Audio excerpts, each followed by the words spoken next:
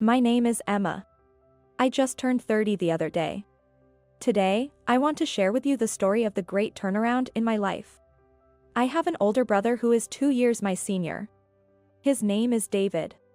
Ever since we were kids, David had what you might call a finished face, sharp features that made him the talk of the neighborhood.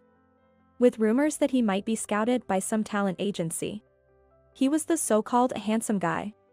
He was charming, smart, and quick-witted for a child. Our parents and the adults around us adored him. On the other hand, ever since kindergarten, I was the only one in my family with a chubby figure. My features were similar to David's, but being chubby, my appeal was greatly diminished. I was shy and lacked charm. Being not much of a talker, I never had the chance to be called smart like David. I was aware, even as a child, that people around us referred to my brother and me as complete opposites. I guess this talk reached our parents' ears too. By the time I entered elementary school, it seemed like my parents had lost interest in me. My grades on school tests were lower compared to when David was my age, and I remained chubby. David got snacks at 3 p.m., but I didn't. Yet, for some reason, I remained chubby. I remember my mother laughing and saying, "Really, you're so round and ball-like." As a child, I didn't quite understand and felt somewhat happy when she laughed, but now I realize I was just being made fun of. David got new clothes and shoes for various reasons, his birthday, scoring a goal in soccer club, and so on.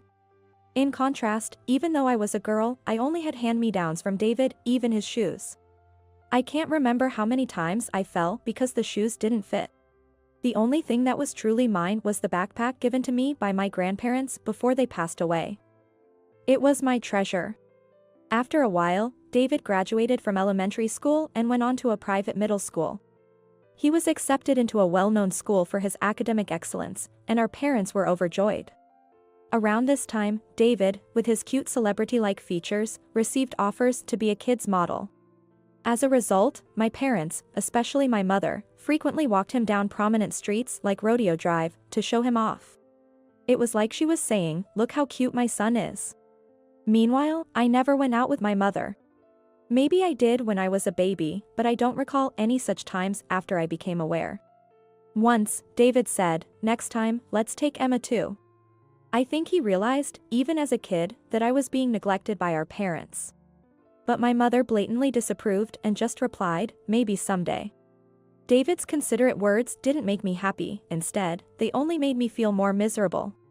Years later, I became a middle school student too. Unlike David, I went to a regular public middle school. It seemed like our parents had no expectations for me and had no intention of letting me take entrance exams. My father even declared, "I can't spend money on you." I didn't necessarily want to go to a private school, but being told such things from the start made me feel like my life was being closed off. When I was younger, I vaguely thought, is this just how it is with siblings? I didn't know any different. The abnormality of our family life was normal for me since that's all I knew when I became conscious.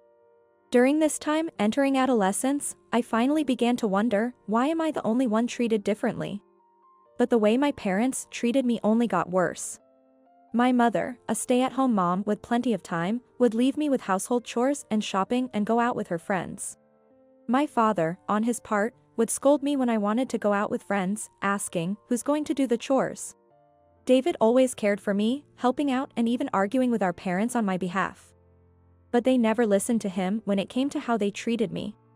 As time went on, David got busy with high school entrance exams and then attending one of the top high schools in the county, leaving him little time to think about home or me. And that's when I really began to understand what hell was. It started with the parent-teacher meeting no-show incident. In any other family, parents missing a parent-teacher meeting would be a big deal. But for our parents, it was more like, "We're not going, so what?" It wouldn't even qualify as an incident. During my 3 years in middle school, they only attended the conference once, when I was in the first year. They didn't come in my second year, nor during the crucial third year when I was preparing for exams. My teacher, Mr. Smith, expressed concern, asking if something was happening at home, but I just brushed it off. I knew my situation wasn't normal, but it wasn't like I was being physically abused by my parents. I didn't know how to express this mental agony I was enduring. Talking about it felt somehow embarrassing. It was like confessing, I'm a child who isn't cherished by my parents. But the incidents continued. Next was the New Year's left behind incident. That year, at the end of December, my parents took David and went to visit my mother's family, leaving me behind. Until the previous year, I had always gone with them, but this time they said, "You're a student, stay home and study." It was probably just an excuse because they found me annoying. So, I ended up spending New Year's Eve alone. I couldn't bring myself to ask friends to hang out on such a day, not wanting to admit that I'm a lonely child left behind by my family. So, I stayed home alone. I watched the music awards and countdown shows by myself, shedding a few tears before falling asleep. The next morning, the doorbell rang incessantly, waking me up. I thought it was too early for my family to return, so I hesitantly checked the intercom to see who it was. There stood my maternal uncle Kevin and his wife Susan. Shocked, I rushed to the door with my untidy hair and asked, "What's going on?" Uncle Kevin said, "Emma, let's leave this house. We've already spoken to your mother and have her permission. We'll handle the paperwork later. So don't worry." Confused, I asked, "What do you mean, Uncle Kevin? Leave the house?" His demeanor unsettled me. What did he mean by leaving the house? Aunt Susan said, "Emma, if you don't mind, we'd like you to become our child. We've always thought of you as our daughter since you were born, especially since we couldn't have children." I was speechless. Indeed, my aunt and uncle, who couldn't have children, had always doted on me during visits. They had often criticized my parents' attitude towards me. It was Aunt Susan who played with me when I was left alone while my parents only paid attention to David. And Uncle Kevin who bought me snacks and cute clothes. I have far more fond memories with them than with my own parents. Uncle Kevin, who had just been with my parents, told me this. "Your parents, they're planning not to let you go to high school. They want to make you work as soon as you turn 16 to save money for David's college. We can't just stand by and let this happen. You have the right to go to school and shouldn't have to grind away your life for the family." I stood there in shock. Could this be what being dumbfounded feels like? My parents were willing to sacrifice my future for David's. That's why they hadn't attended any parent-teacher meetings in years. They had no interest in my dreams or aspirations. In their eyes, my life was planned out as a workhorse. As I crumbled to the ground, my uncle and aunt knelt beside me, comforting me. "We're not your real parents, and you might feel awkward with us, but we promise to make you happy," Aunt Susan said, her eyes brimming with tears, hugging me as if overcome with emotion. "You have the right to be happy. We should have come to get you sooner. If you don't mind, we want you to become our daughter." Uncle Kevin said this to me, his eyes red, looking straight at me. I wondered, had I ever been wanted like this by an adult since I was born? It had only been a little over a decade since my birth. The choice of what to do next was clear to me. I decided to become the adopted child of my aunt and uncle. 10 years have passed since then. Since they took me in, my aunt and uncle showered me with so much love and gave me countless joyful experiences. Aunt Susan enjoyed picking out clothes for me and took me shopping on weekends, while Uncle Kevin, who had always wanted to drink with his daughter, prepared a bottle of wine from the year I was born for my 21st birthday. We went on trips together, and my somewhat childlike uncle even took me to zoos and aquariums when I was in high school. These are unforgettable, priceless memories I never had with my real parents. Initially, I still saw them as my uncle and aunt, but gradually, I came to think of them as nothing but my parents. Now, I call them a dad and a mom. I heard that when my parents visited their hometown, my mother drunkenly said to my aunt and uncle, "Emma is hopeless in everything. Lacks charm, and her looks are a bit off, don't you think? She doesn't have that spark. And she's not smart either. Honestly, I don't need a stupid daughter like her, we have our excellent eldest son." My aunt and uncle were furious at these words, but my parents were unapologetic and even declared, "We won't let her go to high school." That's when the adoption discussion started. I'm truly grateful that Aunt Susan, who wasn't drinking that New Year's Eve, drove all the way to get me. I want to repay my dear parents, who mean so much to me. I wanted to become a daughter they could be proud of, so I studied hard in high school. I couldn't focus much during my high school entrance exams due to everything happening. That's why, once in high school, I decided to create a future my aunt and uncle wouldn't be ashamed of and set new goals. My efforts paid off, and I got into a prestigious national university. But that wasn't enough to show my gratitude to my aunt and uncle, now my dear parents. I wanted to give them a comfortable life in the future. With that determination, I continued to study hard in university, got my meteorologist certification. And now I'm even appearing on TV as a meteorologist. Furthermore, wanting to make my parents proud, I worked hard on diet and exercise, and now I'm known as the beautiful meteorologist. Looking back, I always had the elements to become beautiful, having resembled my brother in facial features. My aunt and uncle used to say, "We're proud of you no matter what," but now I feel I've truly become a daughter they can boast about. There's still so much I want to give back and so many thanks I want to express. Just when I was thinking this, my biological parents suddenly appeared before me. "Emma, oh, you've grown so much. You've become such a fine young lady." My parents, tears in their eyes, clung to me. I was leaving the TV station and about to get into my car when they unexpectedly showed up, leaving me unable to comprehend the situation. Honestly, it had been so long that I didn't recognize them at first. David said, "That's Emma on TV. I was surprised to see you've become such a beauty, and a meteorologist."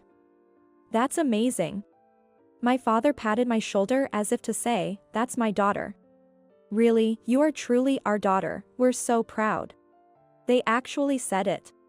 I couldn't hide the disgust on my face and glared at my parents. They seemed unfazed and kept pushing the conversation. Since we've finally met, let's go to the restaurant up ahead for a meal. You must be earning well as a meteorologist, right?" After all, what were they planning, ambushing me like stalkers? Asking if I earn a lot after suggesting a meal at a fancy restaurant made it clear they were just looking to take advantage of me. I won't let them leech off me, I need to send them away so they never want to meet me again. That's when a plan formed in my mind. This is a perfect opportunity. "Mom, Dad, I'm happy to see you. But I have another job today, so I can't go out to eat with you, sorry." Of course, there's no other job. The only plan I have is to give a fancy restaurant meal to my beloved aunt and uncle as an anniversary gift. Oh, that's too bad. I didn't miss the momentary clucking of my mother's tongue. "Would you mind giving me your contact information? I'm having a small party for my birthday with some people from the TV station. It's not big, but there will be lots of delicious food, and it's going to be fancy. I'd love to invite you too." When I suggested this, my parents' eyes visibly lit up. "Really? That's great.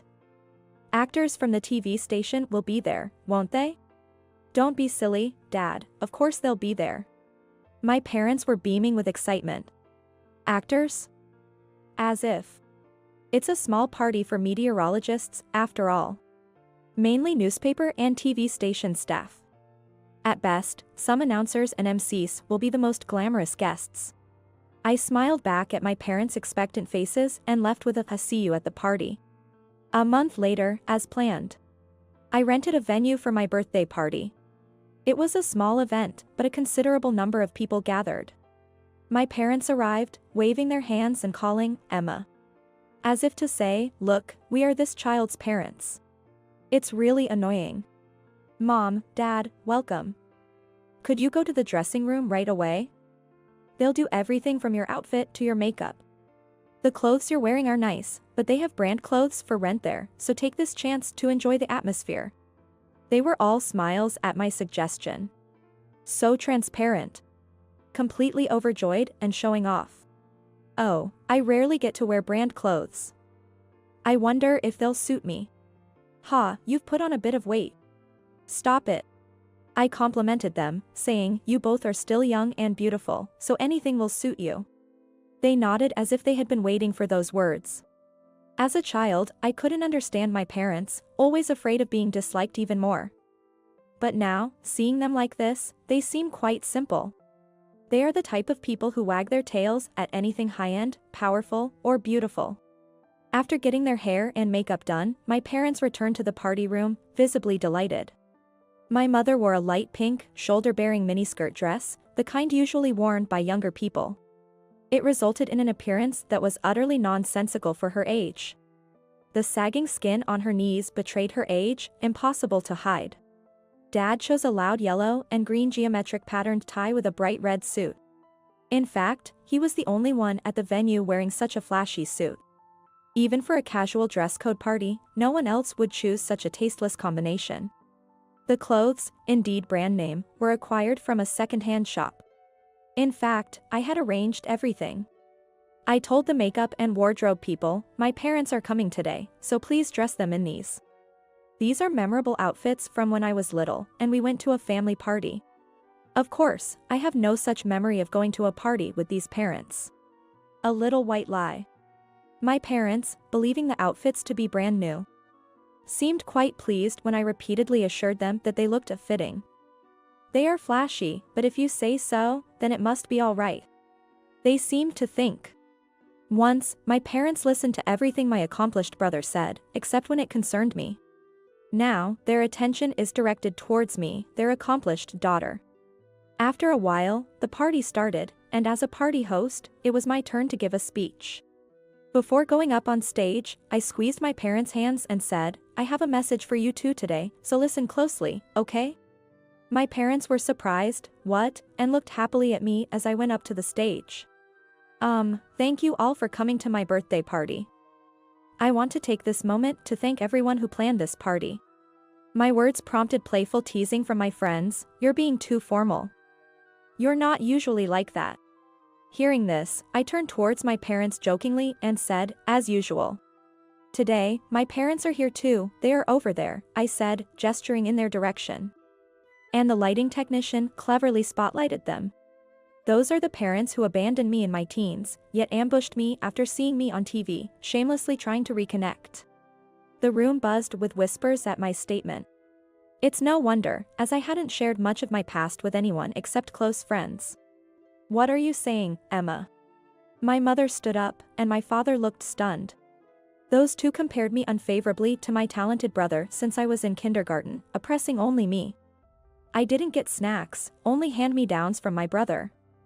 Even being treated like that, as a young child. I loved my parents because that's all a child knows. But in middle school, they pushed all the household chores onto me and even said they wouldn't let me go to high school. They never came to parent-teacher meetings. And then my aunt and uncle, worried about me, adopted me as their daughter. I'm usually very cheerful, if I do say so myself. That's because my aunt and uncle took me in and continually showed me with love that I wasn't a worthless child. Gaining confidence and overcoming my shyness, I was able to transform into a bright personality. So, my backstory came as quite a shock to the people at the party. Suddenly, I heard voices condemning my parents, that's awful, to come to your daughter's birthday dressed like that. My parents, unable to withstand the stares, hung their heads and trembled. But now, I'm thankful to those two. Because of them, I was blessed with my aunt and uncle, my truly dear parents. And I learned the warmth of a family. At these words, my parents looked at me as if to say, does this mean we're still important to you? I quietly smiled back at them. Max from Daily News, are you here? Please turn this story and the photos into an article. Consider it my birthday present. I called out to my acquaintance from the magazine, who had already taken photos of my parents. Wait, stop. Don't do it. Don't take pictures. My parents panicked, desperately trying to hide their faces. No decency even in the end. I shouted at them. When I was a child, no matter how much I pleaded to stop, you forced me to do things. You can't expect to get away with it now after doing that to me. My mother was teary-eyed at my rebuke.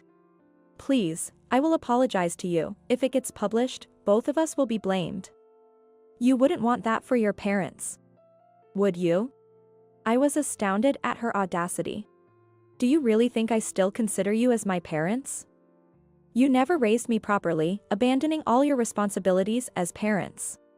My parents are my aunt and uncle, they are the only ones who are truly my mom and dad. Don't ever involve yourselves in my life again. Before I knew it, tears filled my eyes as I recalled everything and my gratitude towards my aunt and uncle. Witnessing this, guests at the party forcibly escorted my parents out of the venue. It's over, truly this time. I have completely cut ties with those people. When I was a child, I cut ties with my family under the protection of my aunt and uncle. But this time, I was able to distance myself from those people with my own strength. I feel a sense of accomplishment and gratitude towards my aunt and uncle, and even though I'm teary-eyed at how much I've grown, I'm feeling incredibly refreshed right now. Afterward, when the magazine editor asked me, "Are you sure about this?" I said please do it, and they published an article about my upbringing. It was quite sensational, covered by various programs, and while there were concerns about my image being tarnished, most of the articles and news were favorable, saying things like the comeback story of a girl cornered, approaching a modern-day Cinderella, and my popularity soared. On the other hand, my so-called parents, whom I reluctantly call that, faced scorn from neighbors and had to move out of their house after my article was published. The rumor quickly spread at my father's workplace, and he was pushed into retirement. My mother, being a housewife, meant they were both unemployed, and they had to dip into their savings to get by, as my brother informed me. Yes, even after I was sent to live with my adopted family, my brother was the only one who worried about me and would visit me at my aunt and uncle's place. At first, he said he wanted to live together again, but soon he was happy that it was the right choice for me to be adopted. Realizing, this home is better for Emma. He was my beloved brother who even helped me with my studies during my college days. After I told everything to the magazine, my brother also decided to cut ties with our parents, essentially disowning them. He joked, maybe the next time I'll see our parents will be at a funeral, but knowing him, he probably wouldn't even attend. 5 years have passed since then. I married Max, who helped me publish that article in the magazine. We've had children safely, and now I'm a mother of twin boy and girl. As a mother, I want to make sure my children grow up without favoritism, living freely and happily. Just like how my aunt and uncle showered me with unconditional love. And like how my brother always watched over me, even from afar. To raise them to be kind to everyone, just like them. But I still have other things to do besides parenting. Yes, it's repaying my debt of gratitude to my aunt and uncle. This year again, I gifted a trip for our wedding anniversary, traveling to Alaska with my husband, children, and aunt and uncle. My aunt and uncle keep saying, "Emma, you have your own family now, you don't need to do this," but repaying them is also a pleasure for me. It's not an obligation, I do it because I want to see the joy on their faces. It's kind of my life's joy. I joke, don't take away my fun, as I'm already planning what to do next. Maybe next time, a stay at a luxurious hotel with everyone would be nice. There's still so much I want to do with my family.